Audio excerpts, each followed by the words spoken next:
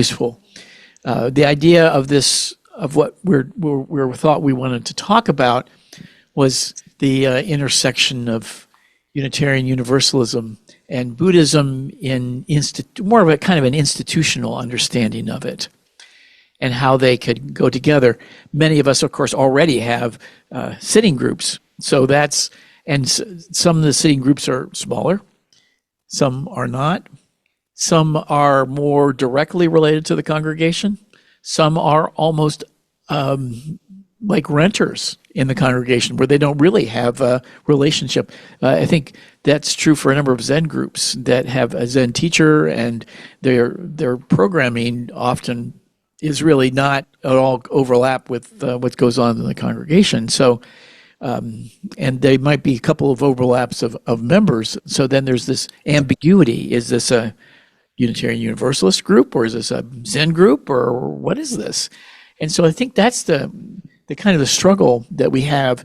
But I think we're going to look at the other end of the spectrum, which is, what would it be like to have maybe a Unitarian Universalist congregation that has Buddhism at the center and maybe celebrates the Buddha's birthday, doesn't do Christmas or Easter, has the Sunday service might look very different if it was a Buddhist-centered congregation. Maybe we would meditate for 20 minutes in the service, and then we hear a Dharma talk. That would be really different, wouldn't it? So, is that something that's even possible? I don't know. Would that be good? That was at least my idea for this, and the two of us have different experiences with being in UU settings where we have had. I think you want to introduce kind of where you're sitting on your side of the. Sure. And I guess. Yeah, turn it on.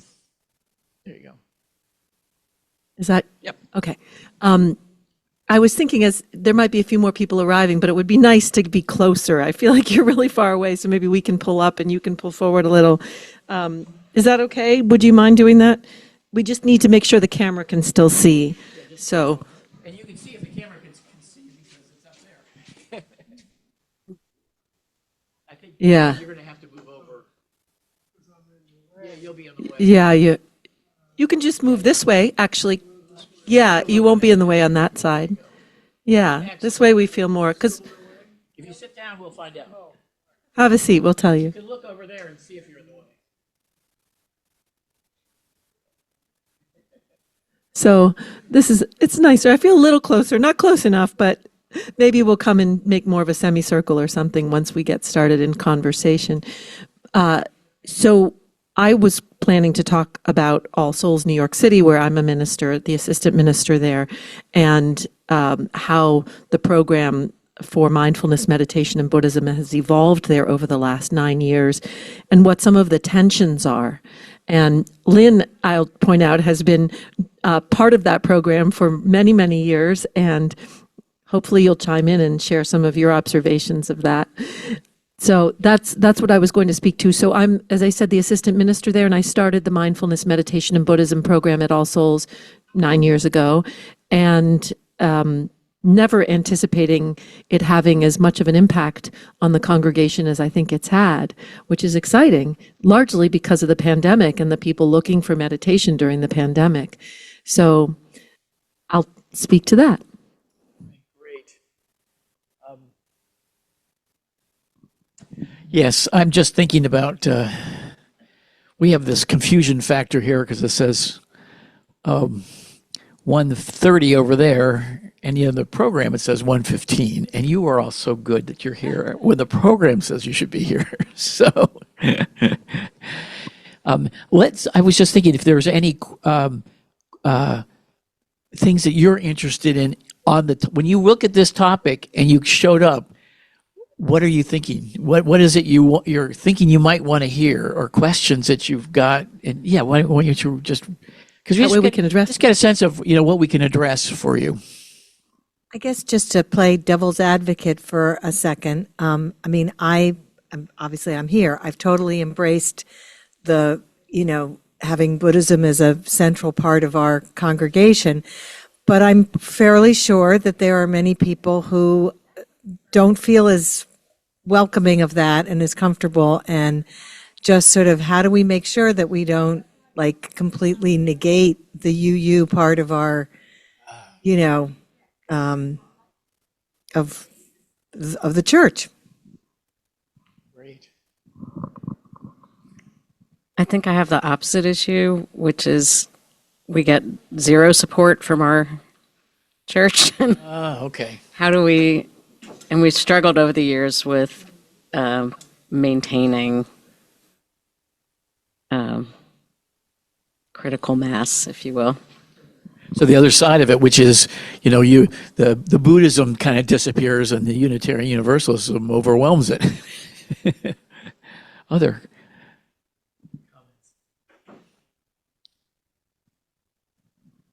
I'm a follower of Stephen Batchelor and Oh, yes. Right. secular Buddhism. I think it depends on what Buddhism presents itself to the congregation. If it's a strictly Zen group, it feels like a takeover.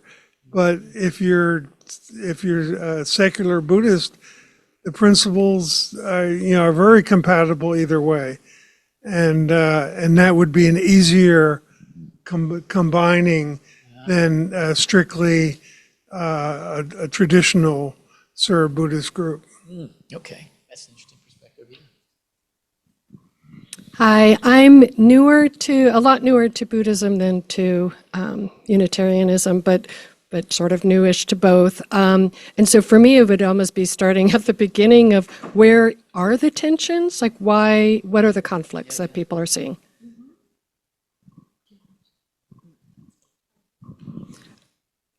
Last year, I was doing the pagan teachings at our church, and we were coming up towards Hallows. I didn't want to do a traditional Hallows sermon. I wanted to, since it was typically Hallows is associated with Halloween is associated with that, and dying skeletons and everything. I wanted to do the wheel of life, all the different realms. I had slides. I'd made up the whole thing, and the pagans were up in arms, and I got taken out of the rotation. Okay, so I'm proposing doing it. I have already put in to do that again sometime in the near future when they have slots where the regular reverend isn't there and worship associates do things. But we do have some Buddhist stuff going on there now. You do.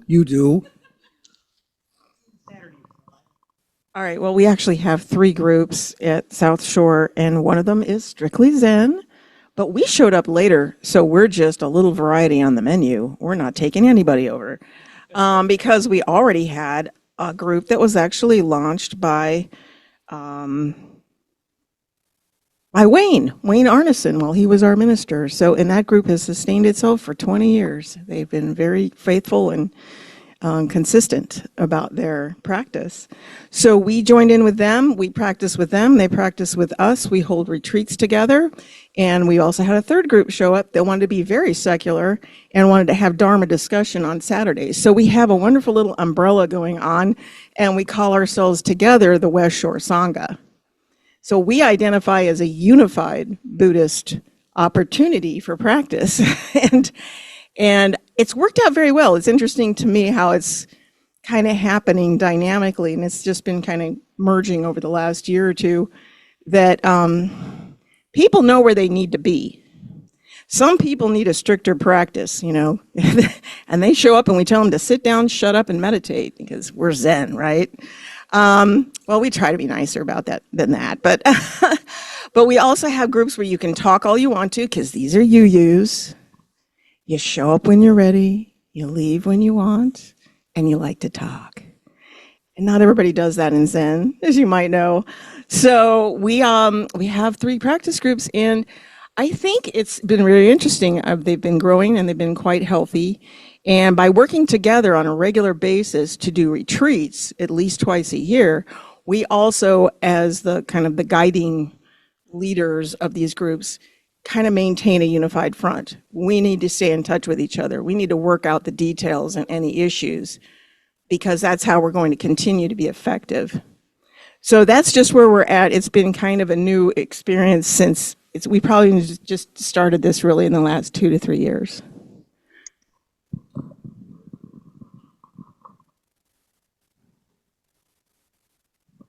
So I'm from the Blacksburg UU congregation, and we actually have two groups. We have the group that's been around for quite a while. That's just kind of a gathering group that that meditates together for an hour on Tuesdays. I'm part of the Instill Mindfulness group, which is broader in the. Oh, sorry. There we go. In the New River Valley community, which is a larger community, and it's very secular Buddhist. And I lead a group we call the Inspired Elders, and it's kind of a mixture of it's more mindfulness than any kind of this. I bring in various aspects of Buddhism into it, but it's not structured like say maybe a Zen group might be. One other thing I wanted to say was in the congregations I've been in, 2 of the ministers have been Buddhists in their personal practice, and so they bring that influence into UUism. And that's part of where I've gotten my start in Buddhism, was having a Buddhist UU minister. I attend All Souls Church in Washington, and we have a weekly mindfulness group, which is not explicitly Buddhist.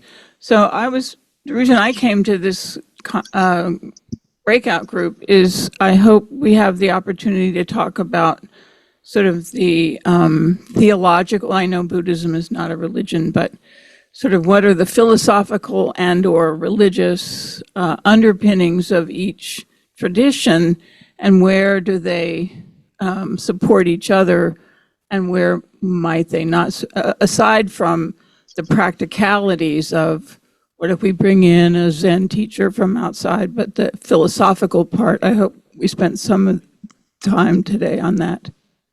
Anybody else? Maybe we can. This might be a good transition, since now it is 1:30, so we are Right, because Wayne at said the clock Zoomers right aren't. there. Okay, all right, great. Excellent. Welcome back, Zoomers. Glad to have you here. So I just want to do a little history first of UU Buddhism and our UU Buddhist Fellowship. Our first time that we ever met was at a General Assembly in 1992. And that General Assembly, just a couple of people who were Buddhist in their orientation got together, and they just had back in the days when General Assembly was more of a fair. Back in I think I used to like those days when anybody could get a workshop, and so we were able to get one for that. And that workshop was a chance for people to meet each other, and it was a really exciting moment to have a bunch of people get together and say, "Oh, I'm a Zen person. Oh, I do Theravada and practice. Oh, I do this." So I think there was and then I think the following couple of G's, I think Bob Sanghas, who was a leader in our UU Buddhist Fellowship back in the day, and his wife, Dory, made our beautiful banner. So I always think of her when she's long gone, unfortunately. But so they brought the Zen influence. They did a sitting for us and taught us about sitting. And so into the 90s, and then James Ford, many of you know James Ford, he kind of came in at that point too. And so that's when we started to see in many congregations in the late 90s, early 2000s, that's when you started to see a lot of meditation groups starting to pop up. There's kind of like the wave of Buddhism starts hitting the American shores, and they show up in our I always feel like Unitarian Universalism is always on the leading edge of whatever is happening in the culture. So we embrace that. So we didn't really start to see much friction with that until I think really the first time I sort of sensed any kind of friction happening was with the Boundless Way movement. Anybody here familiar with Boundless Way Zen Center?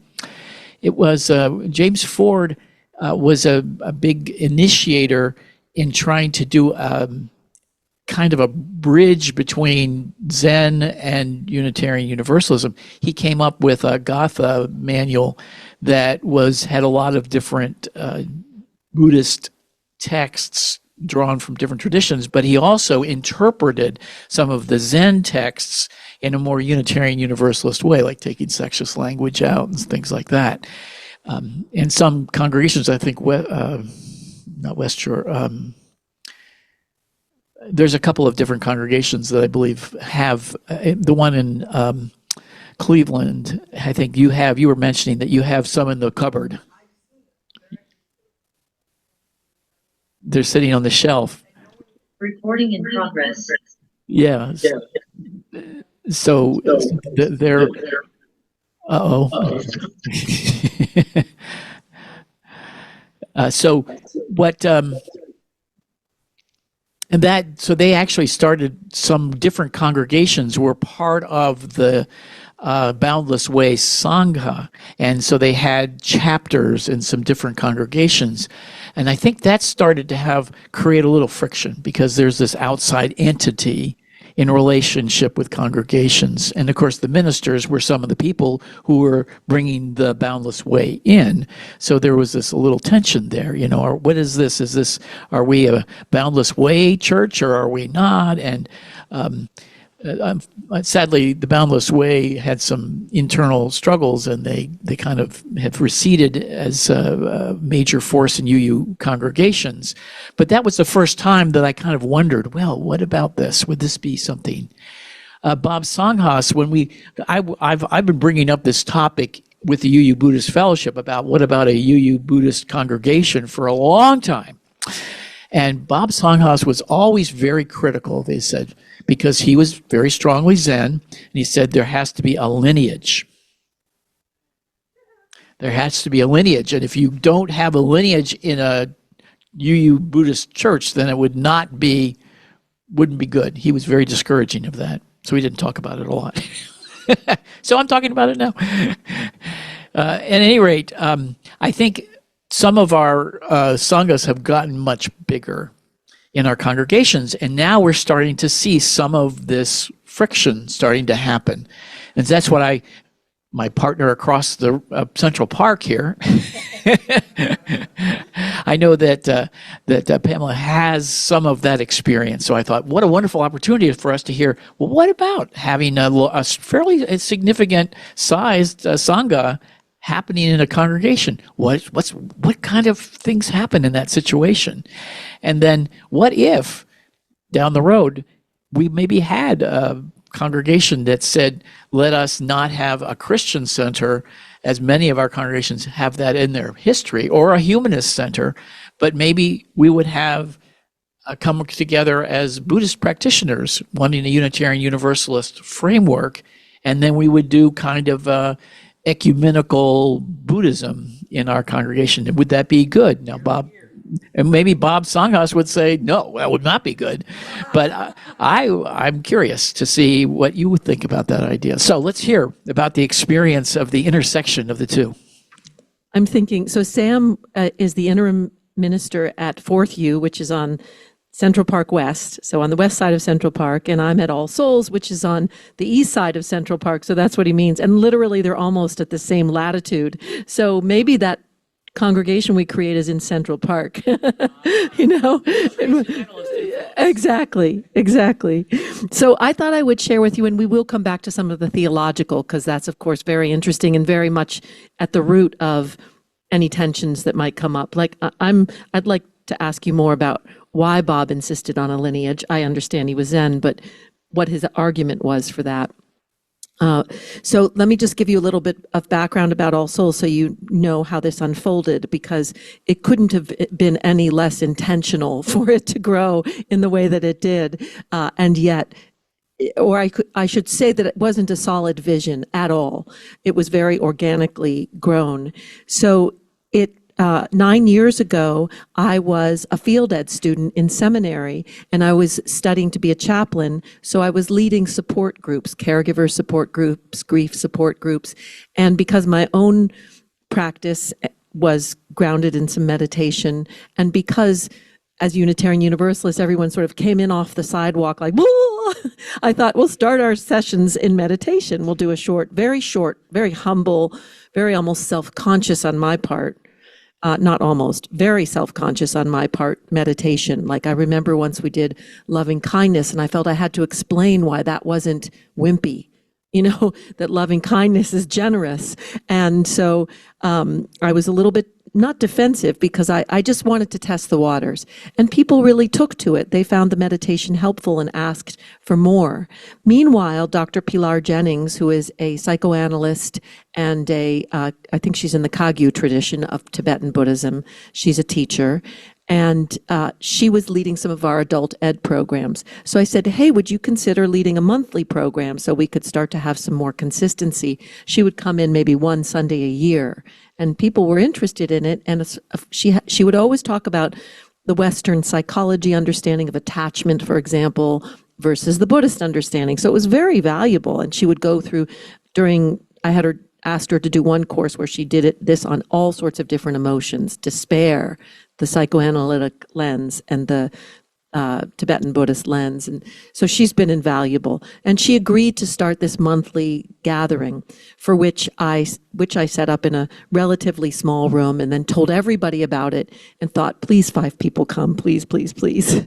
And about 60 people came to our first one, which was quite remarkable. All Souls is big, but it's not. It's, at the time, I'm guessing there were 800 members. There are about that many now. So it was a big deal that so many people showed up, and they continued to show up. It would vary then. The first one's always a big deal, right? And then it would vary between 40 and 70, I think, over the coming months. And so then somebody said, could I start just a little discussion group on the side? We'll call it Sangha 2. So she started that, and that didn't really pick up a lot of people, but there were 5 to 10 that showed up regularly. So that was the second monthly meeting. And then a person who's a scholar in the Chan tradition, a member in our community, said, how about if I start something about Buddhist study so we can start to understand some of the sutras? And he's very equipped to walk people through that. So he started that, and that started to meet monthly. And all this time I was sort of organizing it. I didn't feel I was capable of leading anything. That was largely a confidence thing, but also I wasn't as far along in my practice, obviously, as I am now. So I felt like it wouldn't be right to do that. And I also wasn't, as I said, I was in seminary at that point. It was a second career for me. So I went to seminary about 15 years ago, and it took me a long time to finish. So it started with these other people teaching, and people took to it. The one thing we had a lot of trouble with was Donna, because I didn't have any budget to pay Pilar, and of course, we needed to pay her. She wasn't doing this just out of volunteerism. The other leaders were volunteers, but she needed to be compensated and given an offering, and nobody wanted to pass the hat. We didn't do that at All Souls. It wasn't part of our culture to pass the hat. So that took me a really long time to convince the ministers at the time. The adult ed person at the time, who was also a minister, a UCC minister, he worked on it with me, and he said, this is really going to make a difference. He too was a therapist, and really appreciated how much Pilar could do for the community. So he and I convinced people to let us pass the hat to collect Donna in order to keep Pilar there. And people were generous. It was back when people seemed to carry cash more often. It's not so easy now. You have to take Zelle and Venmo in order to collect Donna. But that was a big point of tension. I think it took us about a year to persuade the ministry and other people that it would be okay to pass the hat. So from there, basically, those 3 people led groups, and then I started one on Sunday mornings of mindfulness. I was using John Kabat-Zinn's book as a text, and we would do a chapter or two. Those are really short chapters. So we'd do one or two of those each month. And that also, there was quite a good turnout for it. So now we had 4 groups, and all of which had sort of sprung up organically because either a volunteer wanted to lead something. And I felt when our adult ed person left, we agreed that the 4 ministers who were there at the time each would lead something in their wheelhouse on a Sunday. So mine was mindfulness, and then there was one on Unitarian Universalist history, one on social activism. I forget what the 4th one was. So along came the pandemic, and we immediately, to the credit of my colleagues, immediately pivoted to Zoom. Literally, I think the day after we shut down, we came up with a huge Zoom calendar, and I was teaching 3 Zooms per week, 90 minutes each. One was a study of Pema Chodron's When Things Fall Apart, seemed very appropriate. Another was meditation in general, just sort of, I would do about half an hour conversation about some topic in meditation, then we would meditate, and then we would have conversation. I can't remember at the time what the 3rd was, but we were trying to do different times of day, different days, and there were 4 of us, as I said, on the ministry team at the time, and each of us created something that would hold the community together, that was a Zoom anybody might be interested in. And at the peak of offering these Zooms, I would have 120 people in a session. It's not that high anymore because, of course, many people are coming in person now. But that was really, a lot of people were starting a practice or trying to find somewhere to participate. And of course, we also gathered a lot of Unitarian Universalists from other communities. And we still have, I would say, on average, 1/3 of the people who attend the Zooms that we continue are from outside New York City. Otherwise, I would go back to in-person. But I don't want to do that because I don't want to leave those people out. And they've become really elementary to our community. So the Donna thing we'd sort of overcome. In order to do that, though, I had to hold on to my own, in order to hire, then I started having guest teachers come in. And we couldn't pass the hat because it was the pandemic. So I created a special fund, not with aspiration of making it enormous. We have annual giving to worry about. We had a capital campaign we had just finished. We're all in another one now. But just enough to collect so that I could collect Donna online. People could give it to the fund through our donation system, and then I could put it into a fund that would enable me to pay guest teachers. So during the pandemic, we offer mindfulness-based stress reduction in our community, compassion cultivation training, cognitively based compassion training, a lot of different programs that you've probably heard of. And Just for All Souls, which has been great. And we've actually at times had wait lists because we've tried to keep it to a reasonable number. Right now we're offering managing conflict compassionately. We have 22 people in that program. But these all required making an offering to the teacher. So I developed this fund. Well, then people started coming along who were only interested in Buddhism and mindfulness and meditation. And so when they made their gift to us, they only wanted to give to that fund.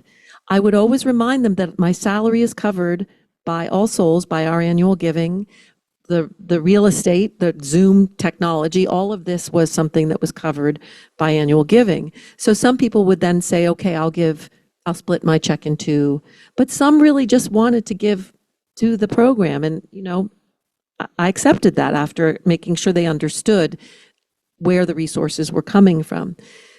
This has become more of a point of tension. So what I want to point out here, obviously, is that budget is a considerable factor here if it grows. We now have 800 people on the mailing list for mindfulness, meditation, and Buddhism at All Souls. So it's a significant program. That doesn't mean 800 people attend. I'm sure some of them don't even read them and they go to their spam. But you can unsubscribe, and people do. So a fair amount of people do. We have a pretty good click rate of opening the emails. I think it's about, if it goes to 800, I'm guessing our click rate is around 50%, which is pretty good. The budget thing I wanted to highlight as a tension point. So post-pandemic, as I said, we continue to do some of the Zooms, not all, and we're doing much more in person. So we now have this wonderful, thanks to Terry Kinsey, who runs the Unity Temple Buddhism program, which is secular. we got the idea at the last convocation to start community meditation every day. So Lynn is one of our community meditation leaders. We have 9 volunteers who lead community meditation every day. One person leads it each day and online, and then there's one in person on Sundays. So a lot of people attend every day, or they have their, Mondays they go, or whatever day of the week. So we have that online. We have, I lead a book study. I'm right now leading Altruism by Mathieu Ricard, which is an 800 and something page, fabulous, fabulous book.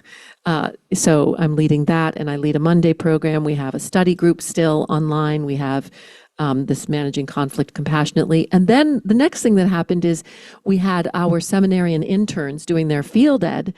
I recruited from the Buddhism program at Union Theological Seminary, and my fellow minister, Audette Fulbright, at the time, recruited from the Unitarian Universalist students. So, and Stacy was one of ours, who worked with us at All Souls.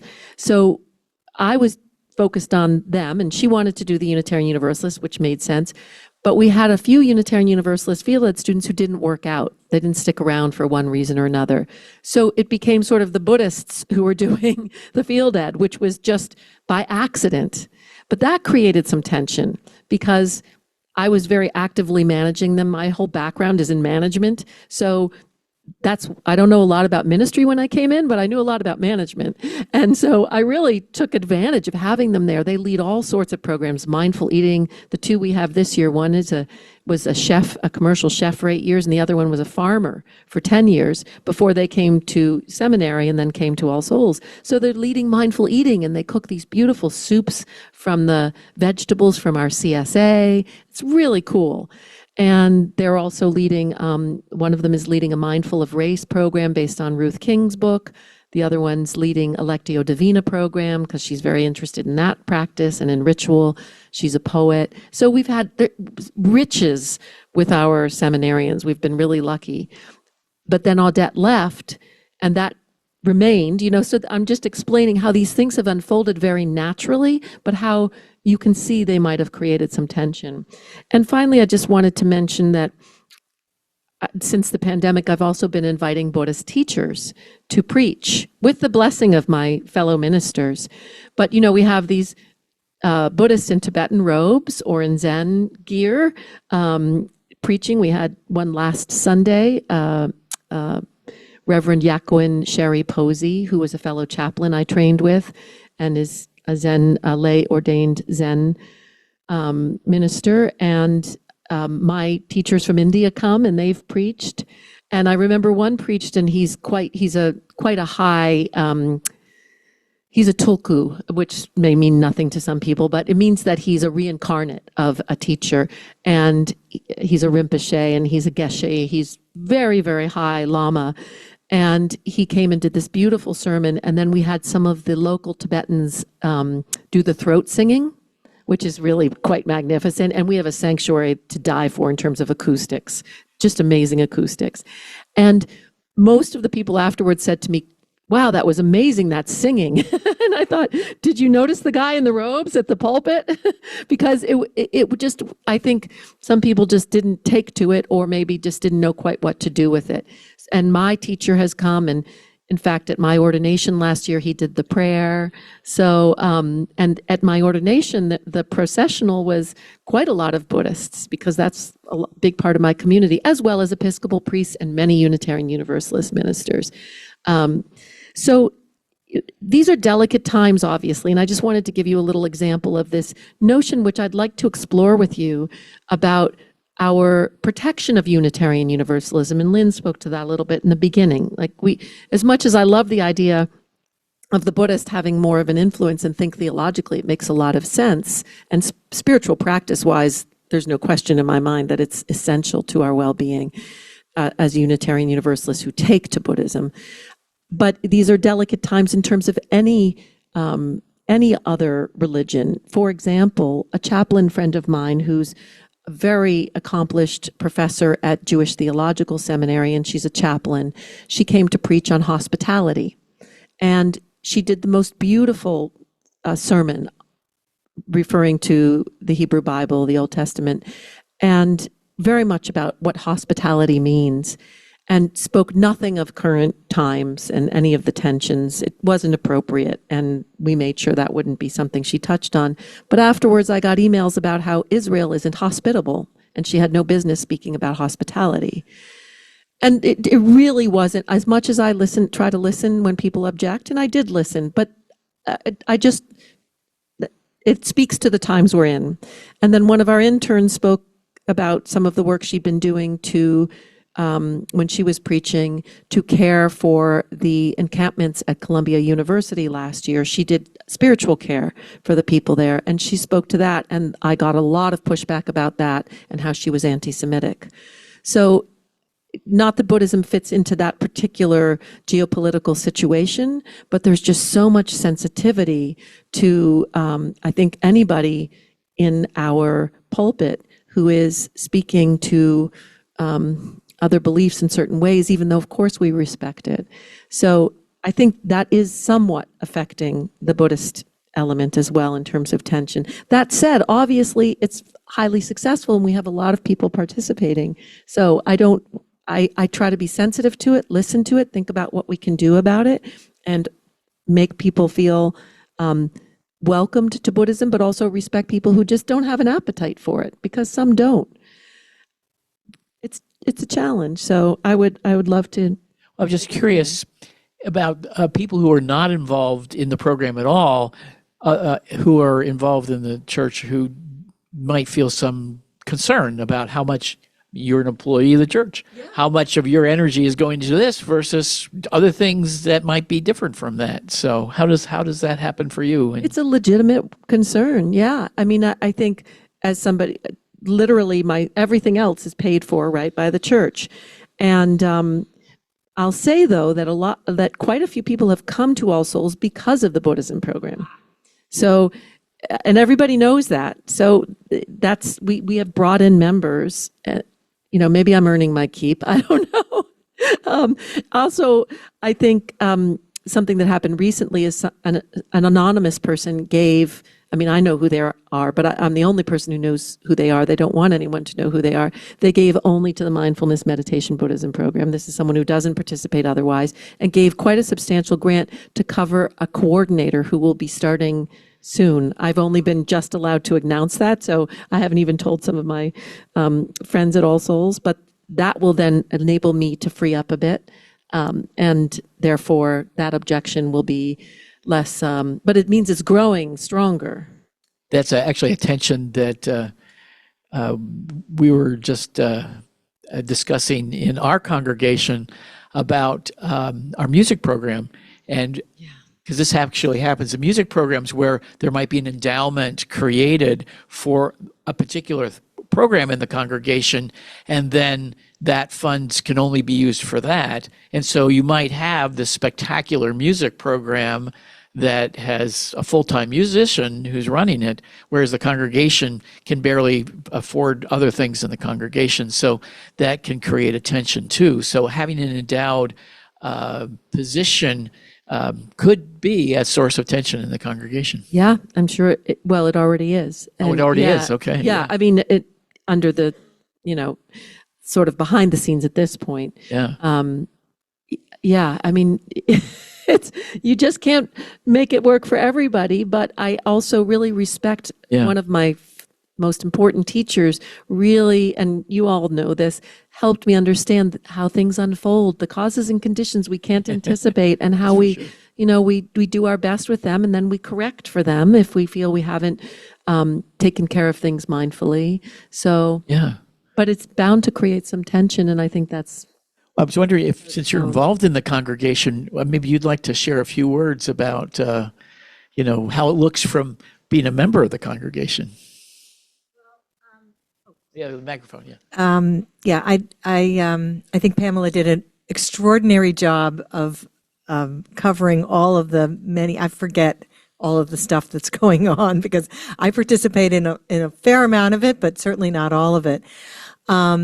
But I was one of the people who came to this, and I am really ashamed to say that I was on the board of directors of All Souls at the time. I had just joined the board when COVID hit, and I discovered all of what it was through the board that I really realized, as Pamela's making these fantastic reports of things that are going on Zoom, and I was like, okay, I'm in here, so this was how I got into it.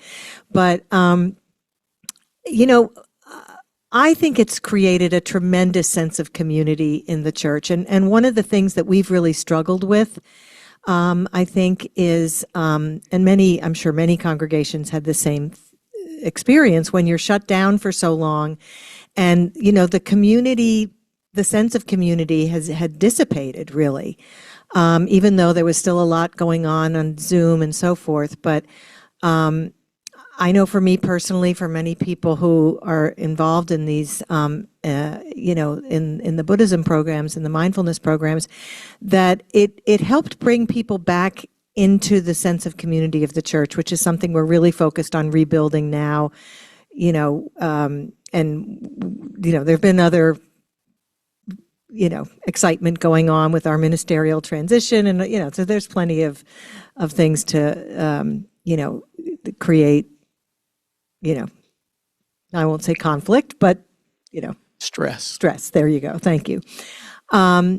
So I mean, my personal feeling, of course I'm biased, but is that it's really been a positive. And I think there is some, to the extent that there's,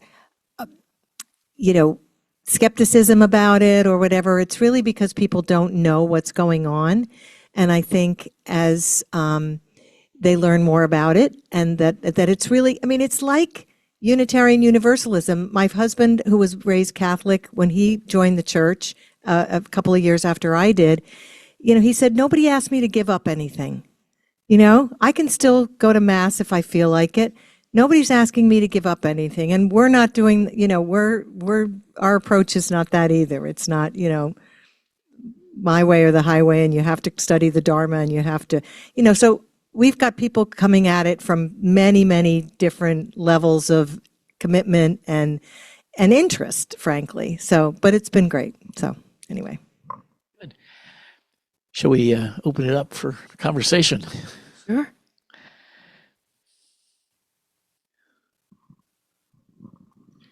Buddhism, every time it goes to a new culture, that culture makes it its own. Yes. Okay? And I've had a view studying what Unitarian Universalists do and the influences Buddhism has had on that. Personally, I am of the view that we are the ones that, we Unitarians are going to have a leg up on everybody of trying to make Buddhism uniquely North American, pulling the best from all the traditions and doing that ecumenical thing. Okay, and I think we could give it, because right now, most of the Buddhism in this country is imported.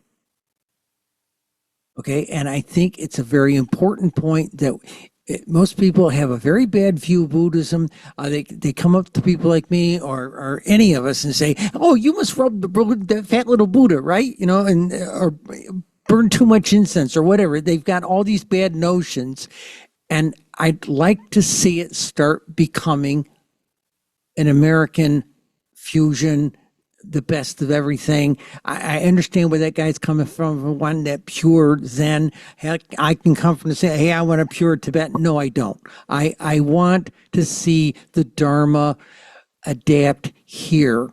The Dharma can fit any place.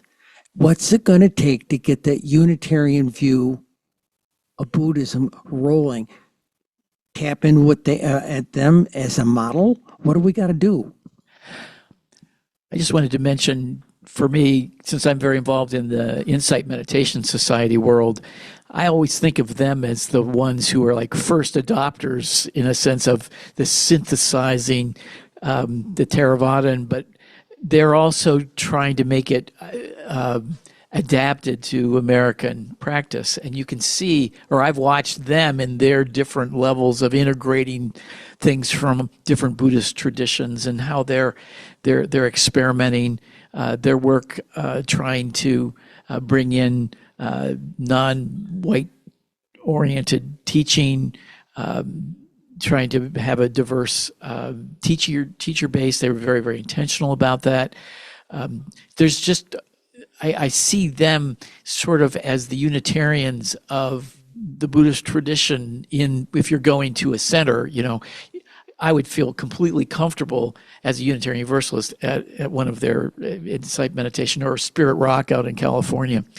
So I think they're the ones who are kind of, but that's coming from the Buddhist side, this direction. What about the Unitarian going?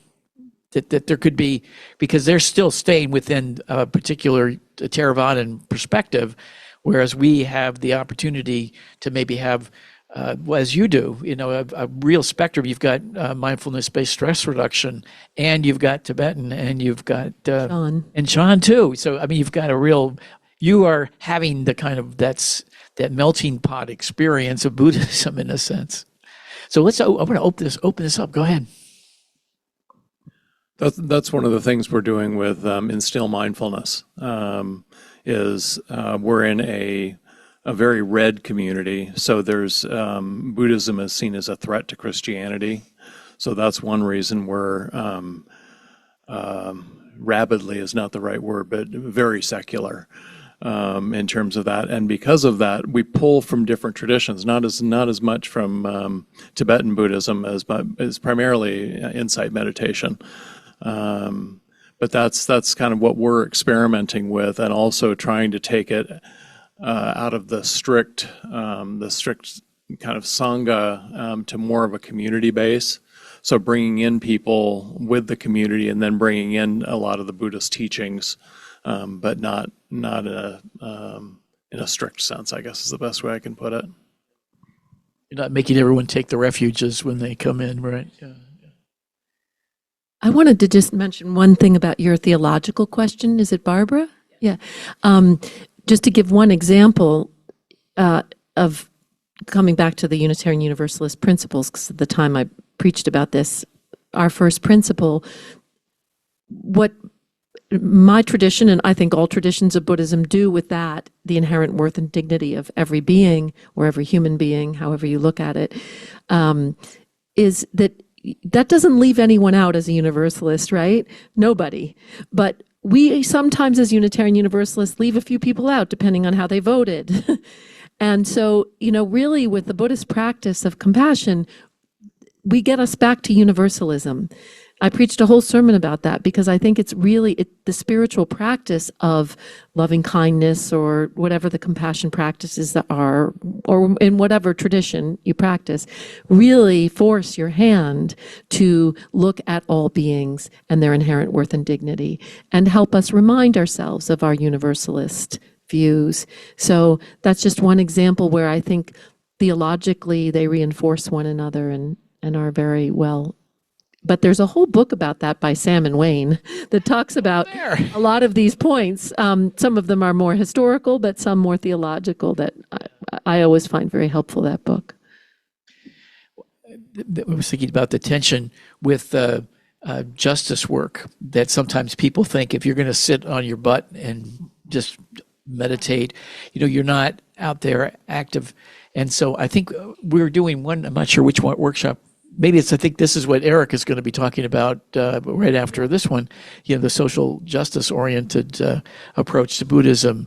And that's something that maybe might be some tension with some of the ways some of the Eastern traditions might approach this, because they would pull back from a political situation where we might want to engage.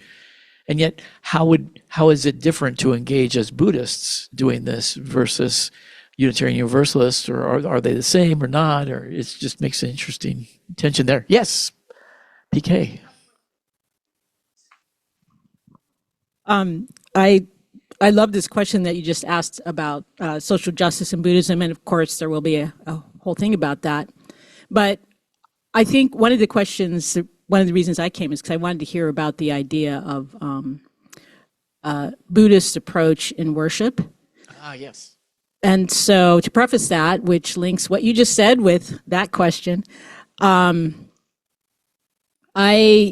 preached a sermon since the New Times where I said that there are all sorts of ways to do justice work.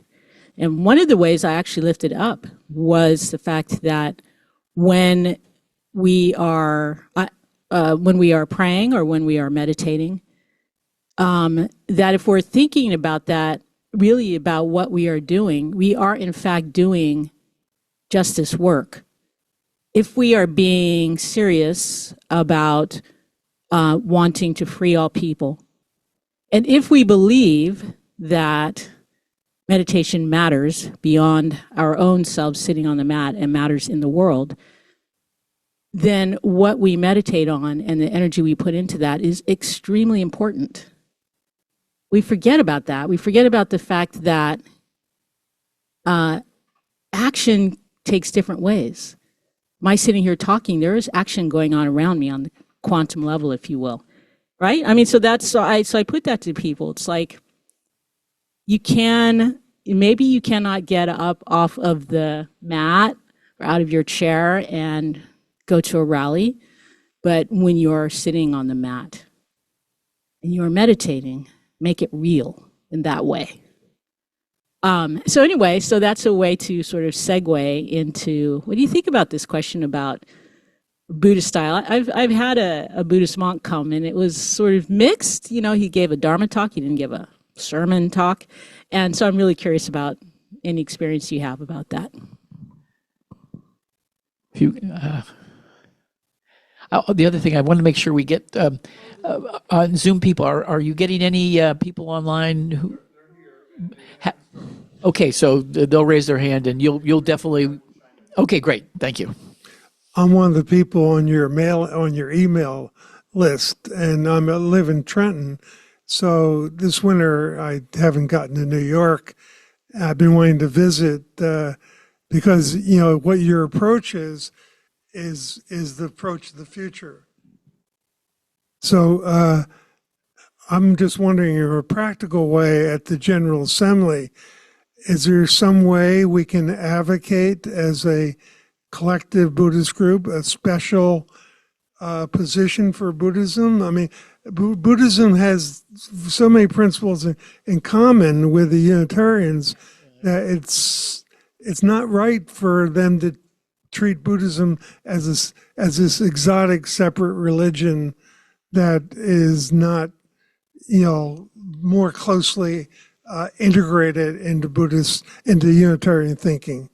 So I would advocate for that General Assembly, that we would like a more integrated acknowledgement for the many Buddhist groups.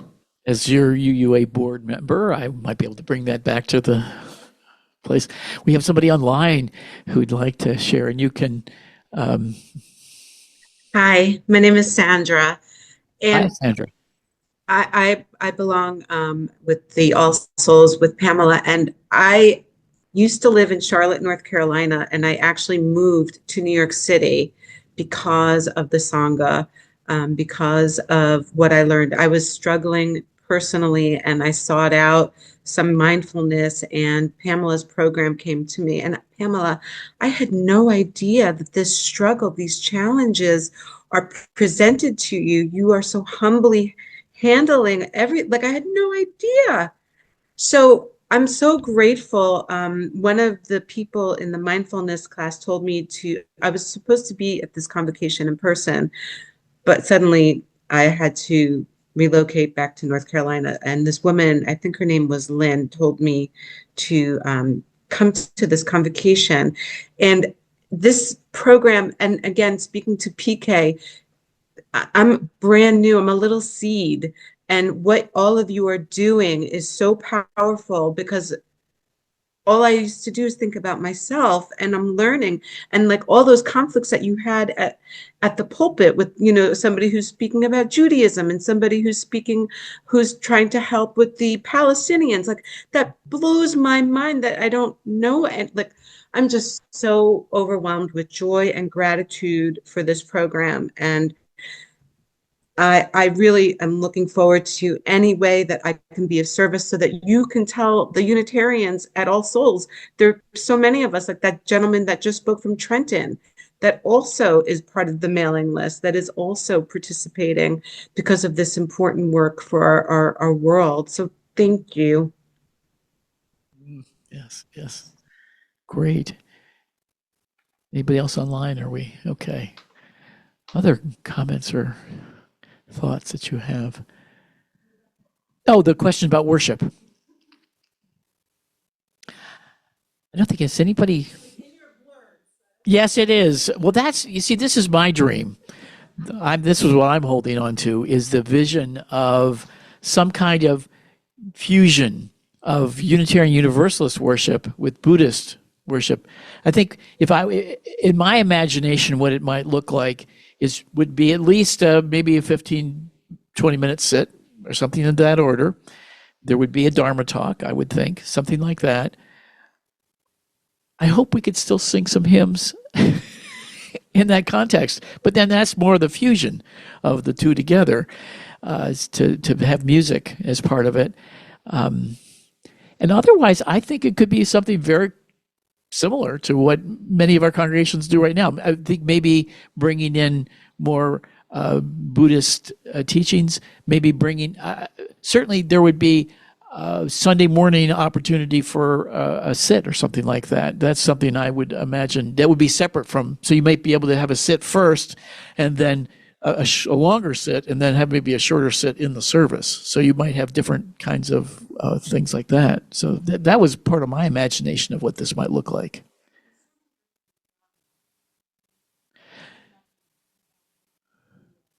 Well, where I would think for okay, the sermon versus Dharma talk is the question, and so where I would go with that would be that there would be probably more drawing, rather than maybe drawing on biblical references. Maybe I would be quoting Dharma teachers more, so you would hear a lot more Dharma instruction. There would be, as you have in your congregation, opportunities like mindfulness-based stress reduction, where you can get trained in different kinds of practices.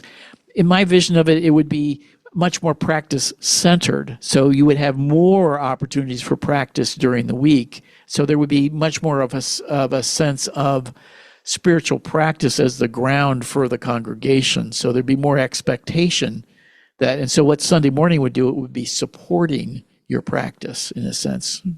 So yes, online, Zoom. Who's on Zoom here? Wiley. Let's hear from Wiley. And you, Wiley, you can talk about more about what this is like in All Souls, New York City. Yes.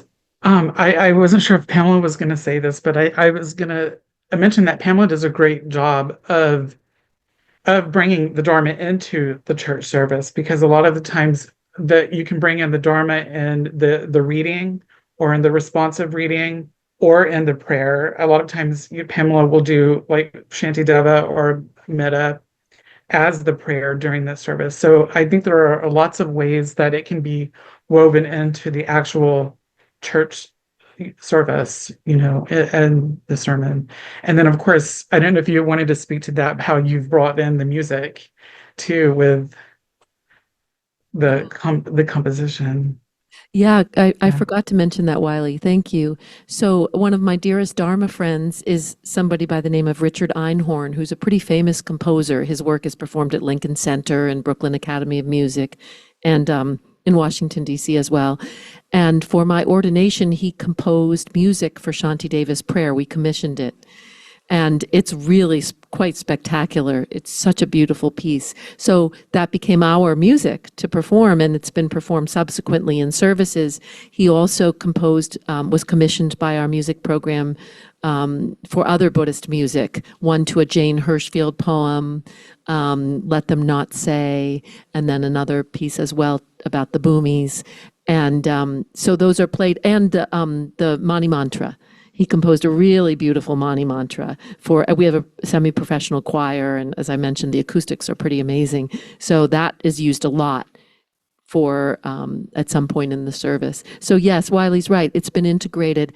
With regard to the Dharma talk versus sermon, what we've done when we've had Buddhist teachers come, some of them are funny, like Reverend Earl Ikeda, who was the senior minister of the New York Buddhist church. He's now retired. He said to me, I'll just go up and talk, and then you come and tap me on the shoulder when I'm supposed to stop. And I said, did you have that? So PK saying Yes. for you on Zoom that also the experience, I don't know where you are. In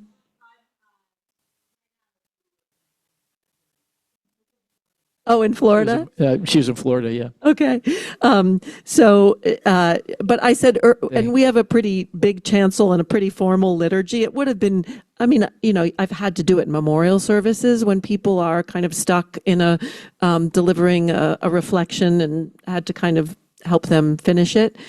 But I couldn't imagine going up to the pulpit and yanking Earl. So I said, I'll give you like 3 watches. You can put them all in front of you on the pulpit. Can you just please watch the time? So that's basically how we dealt with it. And with the others, with the Tulku who I mentioned, and with my teacher, both of whom are Tibetan monks, they used some device, because I said, you really have to stop after 15 minutes, 18 max. So it was a Dharma talk sermon, but it appeared as a sermon, I think, to most people. And so I don't know that you might have made the distinction, or you might have, some of us in here might have, but there were no notes or anything.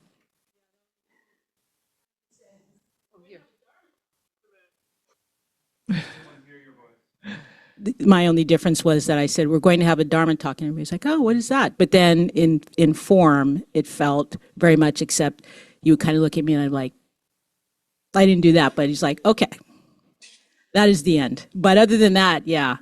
So this has been fascinating. So I appreciate it. There's one song in our teal hymnal, When I Breathe In, that I have actually intentionally used as into a meditation. So, yeah. And may I be filled with loving kindness too. Another beautiful one too. Yeah. There are several others, yeah, that are good. There are a couple gray hymnal ones that are good. Go ahead.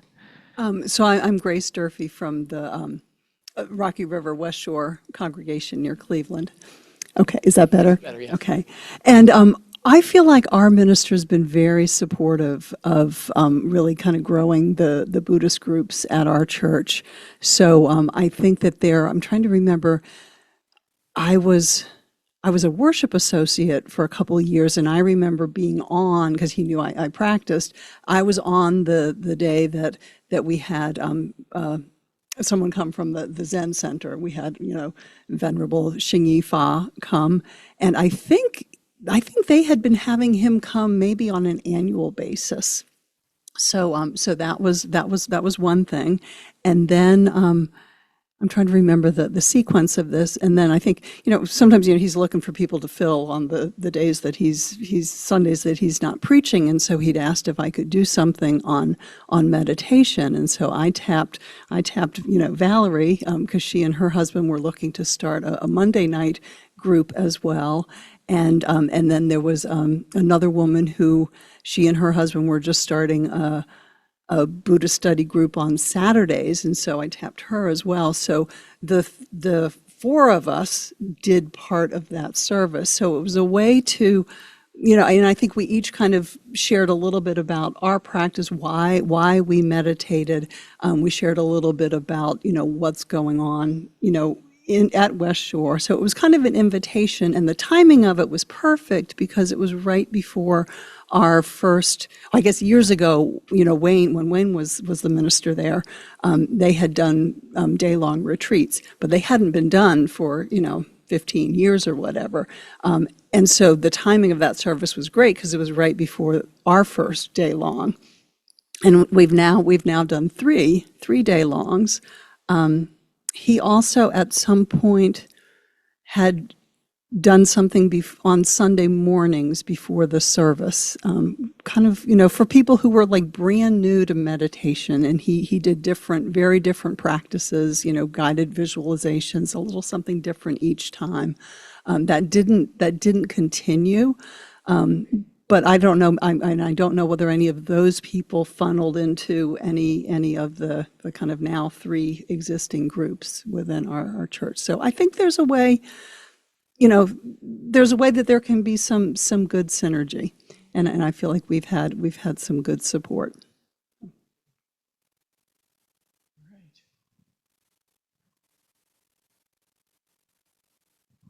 Okay, let's talk Unitarian marketing. Marketing, okay. Okay? I have had people bug me for years since I took robes and ask me, oh, I wanted to go to this Buddhist temple, but they told me I had to learn Cambodian, or I had to learn Pali, or I had to learn Bhat, or I had to learn Tibetan. Oh, and I was there for a little while, but women are second-class citizens there. Okay? We have an opportunity. We're always trying to grow our congregations. So my point is, if we start showing a larger signature attracting Buddhism, like some of the churches have done a very good job attracting the pagans, okay, why that would draw more people. There are a lot of Americans that would like to touch Buddhism, touch Dharma, but they don't want to have to learn Asian baggage, okay? And that is my idea of what we need to do for American Buddhism, and I think the Unitarians are the ones that can carry it off. I see some heads nodding for that. I've been a Buddhist for, I don't know, since the mid-'80s, and I've been a Unitarian for about the same amount of time. And one thing that I've noticed is the more that I've gotten into Buddhism, I find I'm looking at Unitarianism as being UUism as being breadth, and my Buddhism as being depth. And so I'm finding myself not completely happy with either. With Buddhism, I miss hymns. I miss informality. I miss talking. I guess I also appreciate that there's not a lot of hierarchy in Unitarian Universalism as there is in Buddhism. And with Unitarianism, Universalism, I want to go deeper into what is meaningful to me, and that is my Buddhist practice. And so I'm feeling kind of betwixt and between, which is why I'm a UU Buddhist. And so I guess I want to speak, me personally, to, in a perfect world, I would have a mixture of both. That would be perfect for me. And I guess as time's gone on since the 80s, Buddhism is much more available now. You can find... Much more available. Yeah, you can find a Sangha, but I've got a foot in both places. So I just wanted to highlight that. It's more of a kind of an ongoing quandary for me, I'd have to say. Well, that brings up for me one of the tensions. I think about Universalism, because when Universalism came up with no hell, soft seats and no hell, that was their catchphrase, soft seats and no hell, it was intensely popular in the 1830s and 40s. Boy, they were sprouting up everywhere, these Universalist, little tiny Universalist congregations, until the Protestants came along and said, maybe we could de-emphasize some of this original sin stuff and stop talking about it as much. And they started moving more into, we don't have to be as focused on that. And so as they softened their theology, the need for universalism got very much undercut. And really, Universalism went on a decline and never recovered, because their key idea was this one thing, this one theology. So I am curious about, as we start to see the Americanization of Buddhism, there will be Buddhist organizations that start to take hold that will maybe take people away from us, because they can have the full UU Buddhist kind of thing, not with the UU part, but the more ecumenical Buddhism being created as independent organizations. So that's part of my interest in this, is thinking, well, maybe if Unitarian Universalists had congregations, because we already have the institutional chops of how do you have a community. One of the struggles with some of the secular Buddhist organizations has been that they don't have the organizational structures. They don't have the heritage and history of being able to know how to be together as a community the way Unitarian Universalists do. We know how to do community. Definitely, I think some of the Dharma centers, I'm most involved at Shantideva Center, which is the Foundation for the Preservation of the Mahayana Tradition. It's a sub-tradition of the Gelug tradition in Tibetan Buddhism. And I think one of the issues we had when we first joined there really wasn't a sense of community. People came for Dharma talks and to meditate, and then they went home. And so, yeah, that's a huge advantage that I brought, from learning about that at All Souls and started suggesting, and then they all saw it as well. But I think that's very important. And I think there was something I was going to say about, Cheryl, to your comment about marketing Unitarian Universalism, one thing I am mindful of is one of my teachers, actually a professor of mine at Union, at seminary, when I was thinking about getting things rolling at All Souls, and I was really having him test the waters with me by basically asking me a lot of questions. I guess that's how they do it in Zen, and or in Buddhism in general. Anyway, he said, just be really careful not to hurt the Dharma centers. Be really respectful of their need to survive. And, as you gather people, always make sure you're directing them for further teachings onto the Dharma centers, that you're partnering with them. And that really helped me to see. So right away when we started this program, we partnered with Shantideva Center, and I always refer people to programming at other centers. I'm always very careful not to be sort of egoic about the success at All Souls. So to your point, I wanted to just comment on that because I feel very concerned about that. Well, then that loops into Bob Sanghas's comment about lineage. Most Unitarian Universalist ministers are not Dharma heirs in anything. So for me to come and want to be a Buddhist leader, no one has given me that charge. When I became a Unitarian Universalist minister, I was given it used to be right hand of fellowship. So there was you're welcome. That's the apostolic succession as you used to it. But there is some transmission process of, you're not just on your own, you are part of something. And so that's, I think, a struggle for us in Buddhism, is then you would have to have some kind of dual affiliation were you to create such a Unitarian Universalist Buddhist group, I think. Yeah, it feels to me a little bit like we all are engaging in cafeteria Buddhism, like cafeteria Christianity or Catholicism.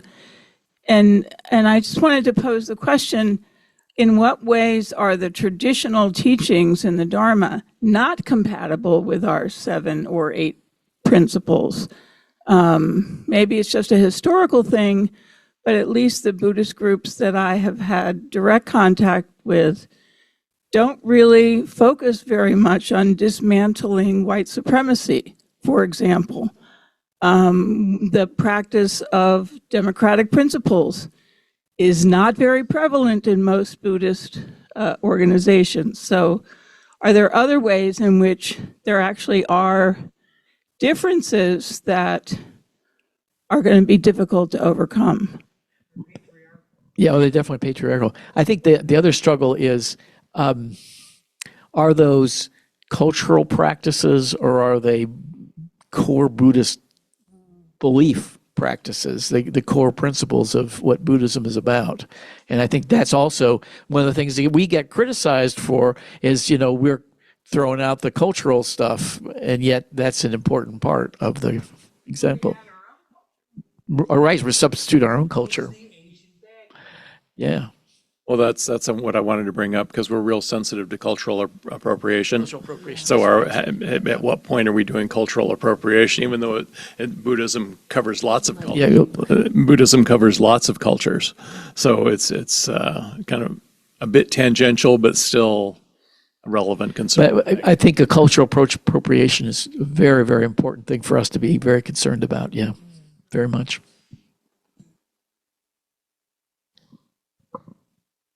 I spent 5 years living in Thailand. Good segue. Yeah, you on your sabbatical I went to visit him in Thailand. came there. And, Yes, I did. And the issue, we can't look to Asia for the models we need because they're monastic models. So we should prize them. We should respect them. We should do everything we can to respect those traditions. But we need to acknowledge that American culture has a role in this. I mean, the psychological community has adopted so many Buddhist principles that mindfulness is considered very American now. And so, we have to combat the anthropological, man, woman sort of image we put on God.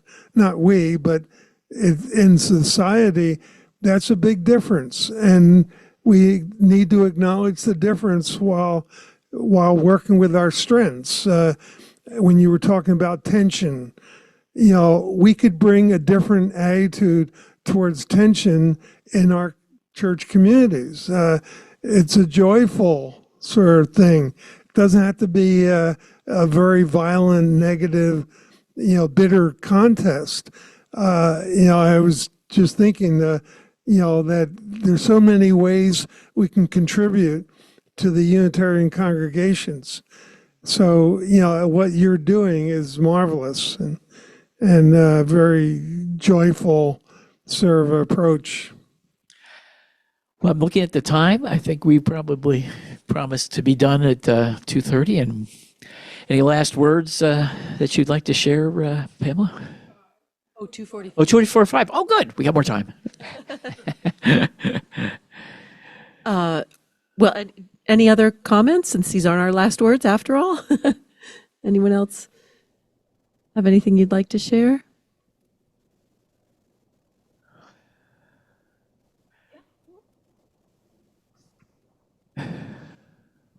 I think the question, we always struggle with this, right? Appropriation, Unitarian Universal. Oh, yes. But I also want to affirm voices that I've heard that said that we really need to sort of, I don't want to say create our own, but somehow, I think the best language I heard was respect what was or what is in other places and make what we need, though. Because otherwise, it almost asks us to throw out Buddhism, because we will never be able to have an Eastern Buddhism here. So if we could get to the place of respect for both, then we could keep it, right? And make it what is ours and grapple with issues of, equality, all sorts, equality and equity, all of that. What do you think? Thank you. We've got somebody online here. Wiley, jump back in, Wiley. Yes, I was just in closing, if you could, for people who may be new, talk a little bit about what you and Wayne covered in your Buddhist voices in Unitarian Universalism, because I think that would help with this discussion too. It's been a while since I've Get it for you so you can look at the table of contents. table of contents. Oh, Lynn's going to grab it. It's a collection of essays of different people on different topics of Unitarian Universalist Buddhism from different. There's a wonderful historical. Oh, thank you. One of my favorite pieces in this is the first one, which is a history of how. Brief History of Unitarian Universalist Buddhism by Jeff Wilson, who's a professor in Buddhist studies, and it's just such a amazing story of these fishermen who were out fishing who got captured. I think they got lost in a storm, and they had contact with the West with a ship, and at that time if they had contact with the West, they couldn't go home because they would have been killed. So they went with this whaling ship back to Boston, and the story unfolds from there, and it's just a fantastic story. And then we have that nice history too there. But we have this really good looking at all some of these different questions we've been talking about are explored here in this book. So thank you, Wiley, for giving me the opportunity to pitch that, and maybe we need to have a volume 2 now. Yeah. Because we have a whole bunch of new people involved. So Yeah. great. Any other comments or questions? I wanted to just note one thing because I talked about our tension at All Souls and begging to be able to collect Donna. But I do want to acknowledge that Reverend Galen Gingrich, who was our senior minister at the time, really did give this program his blessing. And although it was difficult to change the culture with respect to Donna, he very much believed that Buddhism, along the lines of what some of you have said, was going to help All Souls become a greater place of refuge for more people. So he always supported me conceptually. It was just the money part that was a little tricky, and we've more or less figured it out along the way. But he always felt that my Buddhist practice was very helpful to All Souls as a aspiring minister and as someone who was leading support groups and leading spiritual care. And also, I didn't explain this, but my portfolio is much bigger than the Buddhism program. I manage membership and communications and spiritual care and a lot of other things. So the salary is covering a lot more than the mindfulness meditation and Buddhism program. But he really encouraged that in me. And I have to say, because my Buddhist practice is so important to me, if he hadn't, I'm not sure I'd still be there. If there wasn't some way to balance the two and be Unitarian and Buddhist and feel I could be that way explicitly in my ministry, I don't know. It's hard to say, but I really appreciate his shepherding that. I think this is just such an exciting time to be part of this melting pot synthesis, whatever this is happening with Unitarian Universalists and Buddhism, that we get to be a part of the embodiment of that process. Maybe 150 years from now, assuming that we haven't destroyed the planet by then, that this might be part of some great history we'll look back on with great pride. May it be so. And all of you showing up, as we know, right? Thank you for your practice. Thank you for showing up. Showing up at Convocation is, yes, it's an effort. And whether you're here by Zoom or you're here in person, this was a huge catalyst for me, as I said, 2 years ago when I came to my first Convocation for so many reasons. And I don't think I'll ever miss another one. It's really, and the teachers like Lama Rod and last time David Loy and Jan wonderful. Willis and Stephen Batchelor and Tara Brock, these teachers you've had over the years are unbelievable. So it's really something. And I think we try to bring who are the cutting edge people to talk to us as much as we can. Who are on the frontier of this exploration that we're part of. Well, thanks so much for coming. Thanks, everybody.